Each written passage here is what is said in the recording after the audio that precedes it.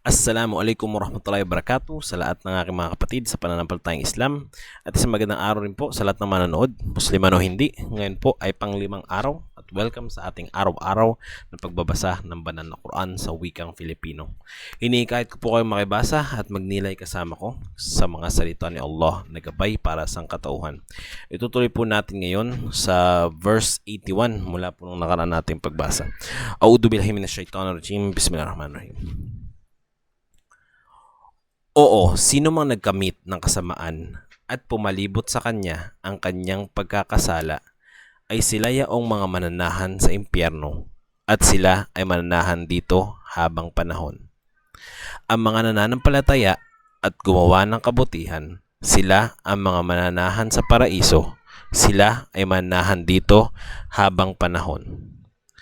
Nakipagkasunduan kami sa angkan ng Israel, wala kayong sasambahin liban kay Allah at sa mga magulang ay maging mabuti at sa mga kamag-anak, ulila at nangangailangan. Magsabi kayo sa tao ng kabutihan. Magtaguyod ng obligadong pagdarasal at magbayad ng obligadong kawanggawa. Subalit kayo ay tumalikod, liban na lamang sa iilan sa inyo at kayo ay mga tumatanggi. Kami ay nakapagkasunduan sa inyo, huwag kayong magpapadanak ng dugo ng isa't isa o magpapalaya sa isa't isa mula sa mga tahanan ninyo. Kayo ay umaamin habang kayo ay mga nakasasaksi. Kayo yaong mga pumapatay sa isa't isa at nagpapalayas sa isang grupo ninyo mula sa tahanan nila at nagkakaisa laban sa kanila sa kasalanan at pang-aapi. At kung sila naman ay darating sa inyo bilang mga bihag, ay binabayaran ninyo ang kanilang kalayaan at ipinagbabawal ninyo sa sarili ninyo ang pagpapalaya sa kanila. Kaya, kayo ba ay naniniwala sa ibang bahagi ng kasulatan at tumatanggi naman sa iba pang bahagi nito? Kaya, ano ba ang gantimpala ng mga gumagawa nito sa nakabilang sa inyo, liban pa sa kahihiyan sa buhay dito sa mundo? At sa araw ng paghuhukom, sila ay ibabalik sa pinakamatinding parusa. Si Allah ay hindi nalilingat sa anumang inyong ginagawa. Sila yaong bumili ng buhay dito sa mundo, kapalit ang kabilang buhay. Hindi pagagaanin para sa kanila ang parusa at hindi sila matutulungan.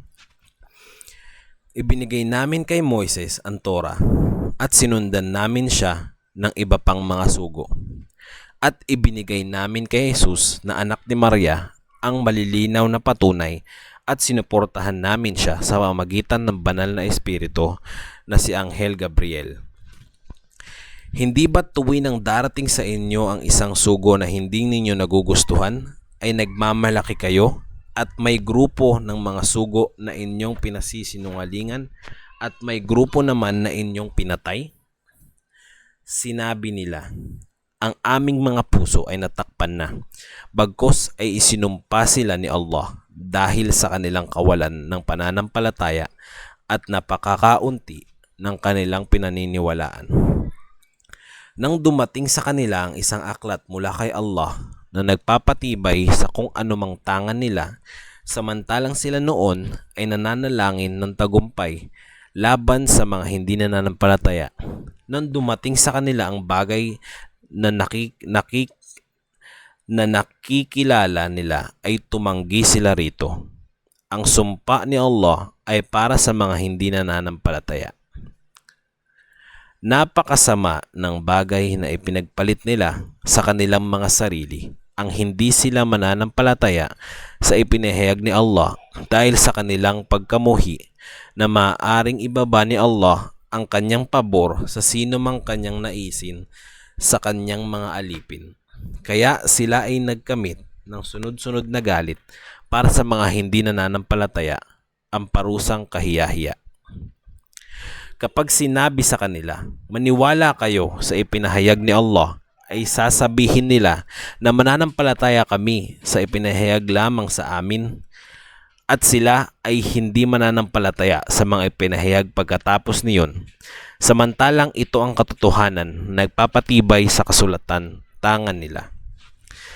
Sabihin mo sa kanila, O Muhammad, kaya ba ninyo pinatay ang mga propeta ni Allah na nauna kung kayo nga ay mga mananampalataya? Dumating sa inyo si Moises na may dalang malilinaw na patunay sa inyo, ngunit sinamba ninyo ang batang baka. Paglisan niya habang kayo ay may mga kasalanan. Nakipagkasunduan kami sa inyo at iniangat namin sa ibabaw ninyo ang bundok. Kunin ninyo ang ibinigay namin sa inyo ng may panindigan at makinig kayo. Sinabi nila, narinig namin at sumuway kami. Pumasok sa kanilang mga puso ang pagsamba sa batang baka dahil sa kanilang kawalan ng pananampalataya.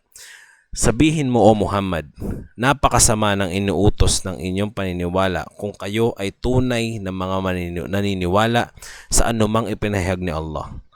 Sabihin mo, O Muhammad, kung para sa inyo lamang ang tahanan sa kabilang buhay na mula kay Allah at hindi para sa iba pang tao, ay hangarin ninyo ang kamatayan kung kayo ay makatotohanan.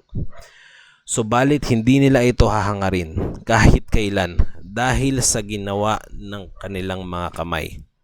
Si Allah ay nakaalam sa mga makasalanan. Tiyak na makikita ninyo sila na pinakagahaman sa mga tao sa buhay kaysa sa iba pang nagtatambal kay Allah. Naghahangad ang kahit sino sa kanila na mabuhay ng 1,000 taon. Subalit ito ay hindi maglalayo sa kanya kahit papaano mula sa parusa kung siya man ay bibigyan ng buhay na ganito. Si Allah ay nakakita ng kanilang ginagawa. Sabihin mo, O Muhammad, sino mang kalaban ni Anghel Gabriel na siyang nagbaba ng Quran sa inyong puso sa pahintulot ni Allah, nagpapatunay sa anumang nauna rito at bilang gabay at magandang balita para sa mga nananampalataya. Sino mang kalaban ni Allah, mga anghel niya, mga sugo niya, at nina Anghel Gabriel at Anghel Miguel, tunay na si Allah ay kalaban ng mga hindi nananampalataya. Ibinaba namin sa iyo ang mga tanda na malilinaw at walang sino man ang hindi mananampalataya rito liban pa sa mga suwail. Hindi ba tuwinang sila ay makikipagkasunduan ay tinatakwil ito ng ilan sa kanila, bagkos ay mas marami sa kanila ang hindi nananampalataya. Alhamdulillah, hanggang dito na lamang po. Hanggang bukas po ulit insyaAllah. Assalamualaikum warahmatullahi wabarakatuh.